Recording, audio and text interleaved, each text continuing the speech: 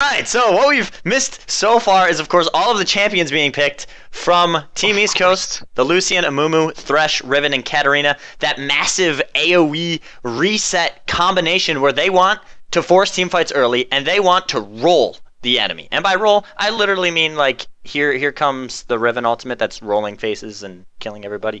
And then you also have the Morgana and Vayne, Shyvana, Evelynn, and Gragas. A lot of bursts that are going to be coming out of them, and that constant mind game from that Evelynn invisibility. Yeah, it's gonna be a very, very interesting game. It seems like with Gragas, Vayne, Shyvana, and all that sort of stuff, they're a bit more late game oriented. While the blue team has some really early to mid game oriented champions like Riven. Amumu's a very good skirmisher, especially in Dragon. We got the Lucian. His damage, oh my god, Lucian. He can get absolutely ridiculous with the crits on basically his ability to crit twice with his passive. Just gives him the most amazing burst out of any AD carry, I'm pretty sure. So it's going to be interesting to see who's going to take the laning phase here. And I think that's going to be a determinating factor of how this game's going to go, basically. Well, I feel that we're really going to have to keep an eye out on top lane. That Riven, if she starts to snowball, it's going to be a disaster for Gravity Academy. Whereas if Katarina does the same thing and starts to snowball, I mean, both of those champions, they need to make sure they shut down. And in the bot lane, Thresh, Lucian have an excellent up to level 5 combination. Down there, they can continuously harass that Vayne every time she comes in for last hit due to her short range. But at 6, if Team East Coast pushes too far, it could be over with that Evelynn gank on top of the Morgana when she has the Soul Shackles and the Vayne final hour for the constant chase. The game could turn around in bot lane very quickly. It's very scary, and just having that constant reminder that you have an Evelynn that can just appear out of nowhere makes it even scarier. If you imagine level 6, one of them gets caught by a snare by Morgana, that could easily be death for whoever it lands on. And just getting a few kills, or at least getting some sort of control when you're playing that Vayne, is very important. Vayne does not need kills, she just needs that amount of farm to get into those core items and eventually just being able to do what Vayne does best. Which is carry into the late game and wreck everybody and get super fed. Yep, basically. Now, interesting to see, as right now the big meta, or the idea, is having your ADC and support help you with the bottom buff. So blue team will always start red, and purple team will always start blue, and then the junglers go in both gank top lane. That's how it's currently run. Interesting to see the Evelynn starting a little bit backwards there. Yeah, mixing it up. So it's nice to be a meta rebel sometimes. As we see in top lane, as you pointed out, Riven has certainly taken the more offensive stance in the lane so far. Shyvana, not being the most powerful early game champion, may have some trouble against the Riven. It looks like that, so far at least. True, now Shyvana underneath tower can last hit just as well as Riven. I mean, Riven being one of the best due to the fact that she can use the Q to get extra bonus damage and make sure that she can get the last hit. As we see just bot lane, this is how this whole lane is going to go. Trades back and forth. Each champion laying down skills, putting the hurt in. As we see the Evelynn coming on in with the red buff. And there goes the hook onto Morgana, the flay backwards as well. The ignite coming out. There is the spell shield. It is going to absorb some of that ignite damage. So Morgana's flash is now down and forced to get out of that situation. Let me correct you. Spell shield does not shield true damage, so... Touché, sir. I had forgotten that it doesn't count as spell damage. It does count as true damage. Oh, as we see Riven going into top lane with the ignite. Is it going to be enough? That last tick. It is going to be enough. And we see Instant Noodle continuing on with the Qs, doing the damage. The hate spike traveling. Will it be enough? we will see Riven just dash on away. So close, Sky Dragon praying for his life, but surviving nonetheless. We're seeing some action here mid lane. Amumu trying to get in here. Katarina doing a very offensive play as Amumu goes away from the brush. A bit of miscommunication there, perhaps. But that Gragas really wants to win that lane, because Katarina, if she gets the opportunity to roam, she gets to be a very, very scary champion pretty quickly too. Oh, absolutely. If she picks up a kill here or there and then shows up into the mid lane on Gragas, he is going to be asking for trouble. But one of the nice things is Gragas early on kicks the crap out of Katarina. Every time she comes up for a CS, he just has to toss a barrel, keep poking her down, the belly bump, and then a couple auto attacks, and he's going to win trades with her every time. Very true. Katarina has to be pretty smart about the early stages of the game, just trying to farm as much as possible, get that early magic penetration, which is usually how you build Katarina in the early to mid game, considering her base damage is absolutely amazing. We're seeing Evelyn actually positioning herself into a gank here. We'll see if something happens. There we see, there's the exhaust going down onto Lucian, as well as the dark binding. It is going to land the flame backwards, and the flash from Bobo Sapien, and he's going to be able to get out of there, no problem. Yeah, actually pretty surprising there, considering he didn't even use his barrier. Huh. Absolutely, he felt confident enough, and he had Thresh there for the support with the flay backwards, and of course the shield, where, you know, Gravity Academy wasn't pushing on any farther, so there's no need to waste that summoner spell. We're seeing some aggression here. Amumu actually coming in, but Lucian too low to actually help out in that fight. Riven still just really pushed out here, and it may seem like Evelyn wants to gank her as soon as possible. The farm, however, is, yeah, it's basically similar. So Shyvana's doing a very good job, so far at least, when it comes to the CS front. Oh, look at this damage! There we see damage Zappa going in with the flash, knowing that Bobo doesn't have it, wants to get that last hit, but there it is! The barrier timing it out to the last second as they continue the damage onto Instant Noodle, but he is gonna live, and what a great play from Bobo, just baiting it out. Now, Vayne has no flash. Very true. He actually had a lot of knowledge about how much damage Vayne could actually do there. As we see battling in the top lane, Shyvana actually winning that trade. That's pretty interesting. She's starting to outscale her now. Her burnout are getting some levels, and she might be able to win those extended fights from now on. Oh, she absolutely can. Once that Flame Breath actually gets on and it continues to do tick, tick, tick damage, since they changed Shyvana around, she could easily win sustained battles with that Riven. We're seeing Gragas actually doing a very good job harassing her. 50 CS, almost 20 CS over Katarina, and that's just going to keep growing unless Katarina does something drastic.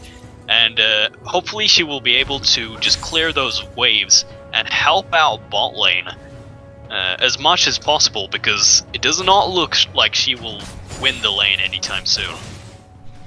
Well, this is where Katarina, she just has to sit back. Strummer needs to get as much farm as he can, and when it comes to that team fight phase, that's where Team East Coast really shines. They have that massive AoE, they have the reset, they have the damage. They just need to get there. They need to survive lane phase.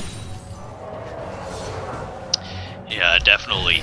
And, oh, we're seeing some aggression here towards the bot lane. It's just doing some poke, though. Once level 6 comes out, though, it's going to be pretty scary for both parts, actually. But more so for Lucian and Thresh, in my opinion, because their 6 doesn't really spike as hard as Vayne and Morgana's does. Absolutely, and we see there's going to be a little bit of a rumble in top lane as Evelyn's there and Amumu's coming up, the ping's coming down. They want to go on to Sky Dragon, but Spirit is solo, forced to use the shield, and about to go wow now caught out. But we see Sky Dragon and Instant Noodle just backing away. You mean enough? That's all it takes. You only need one hit point to survive. One hit point. Oh my lord. Wow, there's just constant aggression from this bot lane. We see Instant taking a lot of damage. On the Thresh. Now, damage Zappa is level 6. Just waiting on that Morgana to hit it. Yeah, once that Q if it hits, that's going to be very scary. And losing the lane to a Vayne as a Lucian, not to say they have lost the lane yet, but it's a lot of pressure considering Lucian is a very respected AD carry laner. He is considered to have one of the best laning phases, and Vayne, she is considered one of the weakest. So them actually surviving as well as they've done so far and actually getting some pressure onto the lane is very well played from the Morgana and the Vayne, and hopefully is going to stay that way. They're doing a great job working together down there, and once they hit 6 again, Morgana just hit it, has about half mana. We could see, there's that Evelynn as well. They could loop around and go into that bot lane, 3-man gank it, but we do see Katarina and a Mumu rotating bottom here. They are going to be met with an interesting choice. Do they dive for that first blood? They might actually dive. Here we go. Here we go. And we see the Amumu stun that does want to come out, but there's the Black Shield. That is going to put Bouncing in the area. There comes the Soul Shackles. Lingo so low, taking down Katarina, wants to get the reset, can't get it. The Ignite going down. First blood getting picked up by Babo Sapien. It's quite interesting as we see Spirits using Ignite in top, wants to get the gap closed, does use it, does not have the ultimate just yet. It's still on cooldown. So close. Spirits does have the ultimate now, though. Is he going to turn and burn? Almost has her dragon there. There's the ultimate, the flash. Very execute does miss. Spirits not able to get the kill. So low from the minions, has the health pot ticking. And we see here, Team East Coast going for the dragon. Wow, I'm pretty sure she would have gotten that kill if she did not miss that ultimate of hers. Now, both flash down on the top lane, and the longer Shyvana survives in this lane, the stronger she's gonna get. She is one of the best scaling bruisers in the game so far, just because of that percentage burn on her E ability, and that's she's gonna keep getting stronger and stronger. And Riven, though she can be a very potent threat in the late game, she won't be able to be the absolute tanking force that Shyvana's gonna become if she gets to farm just a bit longer. Very true. Once Shyvana gets that Sunfire Cape and the Ninja Tabby, she can run into that lane and not care one bit about what Riven is doing. Very true. Ooh. Very close. So far, we're seeing Gragas almost double the CS at this point. That's bad. That's very, very bad.